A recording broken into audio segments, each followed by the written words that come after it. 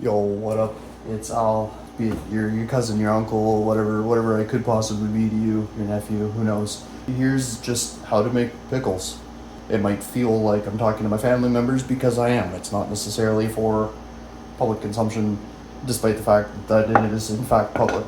So, I mean, if you want to stick around, and my poor editor has to, hey, at least he gets to learn how to make pickles, right? So, this is the jar that we're going to be using for our pickles, and they're fermented lactobacillus pickles. It takes about a week to a month before they start to go really like sour kind of thing. I don't know if you can see this at the bottom here of my kettle. It's all white. It's supposed to be silver like this, right? Stainless steel, but it's all white. It's because the water content here from the pipes is like very calciumated. So what I'm going to do, which is kind of funny because it's part of the process, is I'm going to end up pretty much just putting a little bit of white vinegar in here to like break up the calcium, ditch that, and then we're going to refill it, and then I'm going to measure my water out into here, add about 100 mils extra so that when it boils it doesn't go over. There's a little bit of math involved, but anyway. All right. So we got a liter here, right? 100 milliliter or 1,000 milliliters, and there we go. So I'm gonna put in the 5% vinegar and some salt. White vinegar, pickling salt. Well, 1 liter. Hopefully strain out most of the calcium, and then 5% salt. A third of a cup measure. Good enough. So put that in there, and then about 10% white vinegar, which brings us to like about a cup. I'm just free pouring because who really cares? Let that dissolve. Whilst this dissolves, which will take a little bit, I'm going to prepare my cucumbers. Or we're gonna go and look at my pepper plants because they did really well this season. Really get into a pepper plant. I mean, like really get in there, like real close. No? Okay. All right. So I have 2 Thai chilies in here. This is called a rainbow pepper. It goes from every color spectrum, which is pretty cool, from ultraviolet to red, right? It goes to yellow, orange, the whole kit and caboodle. It's really nice. And this is a jalapeno plant. And this is how I know that winter's on its way. You see how the stem looks like it could fall off anytime? That's because what it's doing is it's preparing for next year. So if the plant doesn't survive over winter, right, then at least it'll be seeded in the same spot. That's how you know that this pepper here is done for the season. Whereas this pepper here, you can see his stem is still real big and he's still getting some power from the plant. And thus, these are also going to go in our pickles. But these are my plants. They're doing good. All right, this is where the video gets probably a little too heavy for some people, but whatever. I've rinsed these, and normally I would salt brine them overnight. Just, like the same type of mixture as we have over here in this container. Just overnight, and then rinse them out so that way a little bit of the water content is escaped, but they're still firm and crunchy. The sense of it getting heavy is that, to be honest with you, I've probably wasted about $50 trying to make this video, because every time that I go to make this video, for the past month and a half, I couldn't bring myself to do it. And I don't know why. I got anxious about it, thinking that it had to be the perfect end all be all of the videos, which is kind of stupid because, like, you could say I made a bit of a pickle when it came to making this. So anyway, we're cutting off the ends just so that way the salted water can kind of get in there. Let's build the spice base. So I'm going to just remove the stems of pointlessly put that on the cutting board. Speaking of cutting boards, this cutting board, a friend of mine made it. It was my 30th birthday recently. It was a couple of months ago. He's just like, oh, here, I made this. Take one. So I picked this one because it's nice and colorful. So 2 jalapenos. Here's some Thai chilies that I dried in my oven. So I'm just going to put in 2 star anise. A whole one. I got some cloves. I'm going to put 3 of these in. We're putting in 4. Some celery seeds. I'm going to do a tablespoon, or sorry, a teaspoon, not a tablespoon. Oh, it doesn't fit.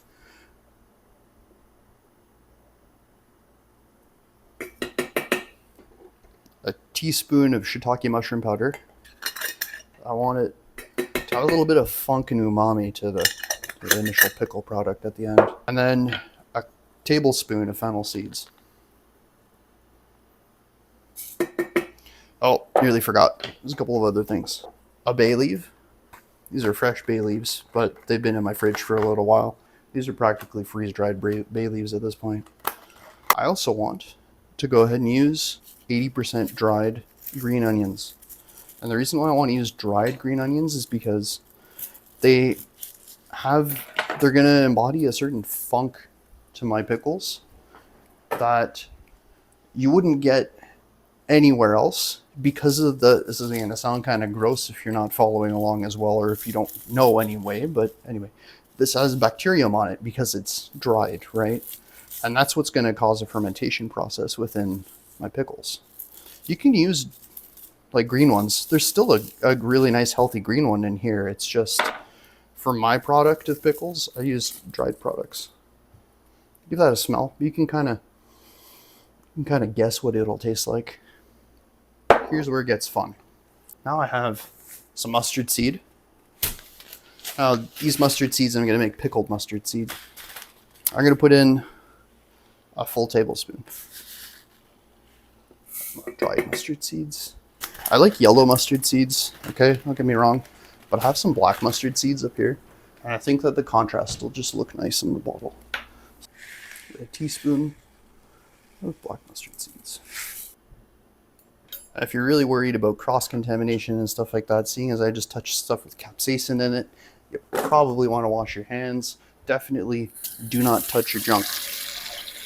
I've made that mistake once or twice.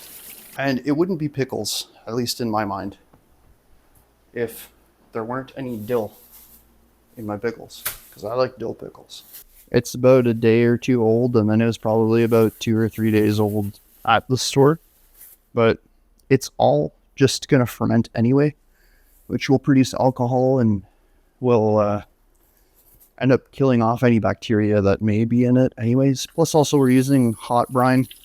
I don't see any issues. You can kind of feel where the stems end, right about here, from here.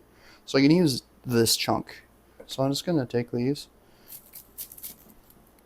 do that, and save your stems. You can make some really good gruel with them, which is the way that I make it is, if you ever watch, this is going to sound silly, if you ever watch Princess Mononoke, the Studio Ghibli film, I just basically make rice porridge, really, with it.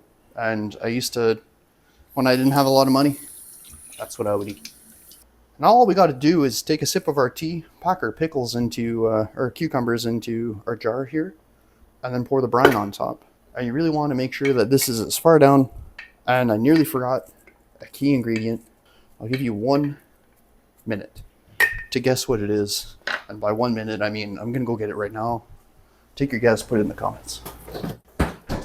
You can do this entire process over with pickled garlic.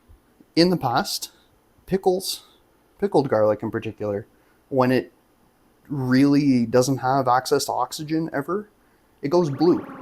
So don't freak out if you get blue garlic from the pickling process. And to answer your question, it's garlic. So I'm going to put in some peeled garlic. I might give it a bit of a squeeze here just to get the aliums to start firing there. And that's pretty much it.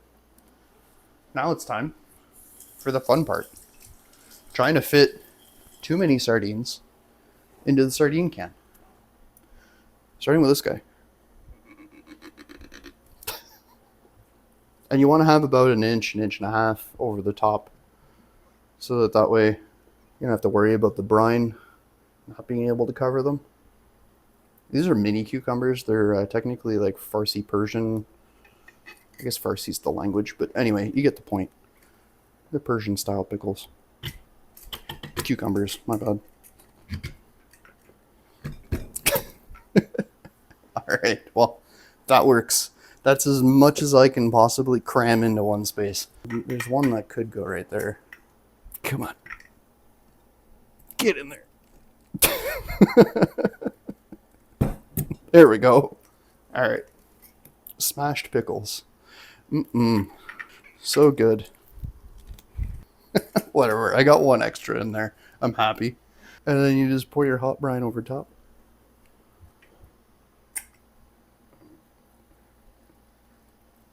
You got to give it a shake halfway just to get all the air out. It's a little more than halfway, but you get my point. Just in case there's air pockets.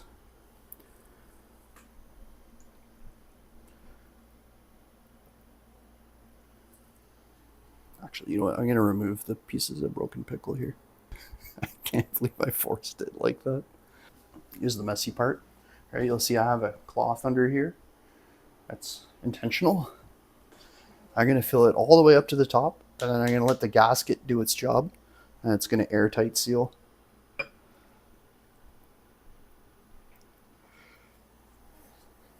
Now, if you're going to can them, you don't want to do that. You want to have some headspace, but when you're doing ferments like this, you want no space. That's my personal opinion. If I am wrong, please correct me. Also, at the same time, I am indifferent. And there we go. That right there is a jar of cucumbers. That was a lot easier than waiting a month. I don't know why I waited so long, but hey, you know what? Whatever. And every couple of days, just come by. You can leave this on your counter for like a good 5 day, like 3 days. If you like them a little funkier, then you can go a week. You'll start to notice the water fog up a little bit. That's perfectly fine. I'll make a kimchi video. That's what these are for. And I'll highlight how my pickles are going in that, because I have to do that kimchi before my Napa cabbage goes bad. So that's going to sit there in a cool, dark spot out of the fridge for about, I like a week. That's me personally. And then, from there, that's pickles. Hope you enjoyed. Have a great day. Bye.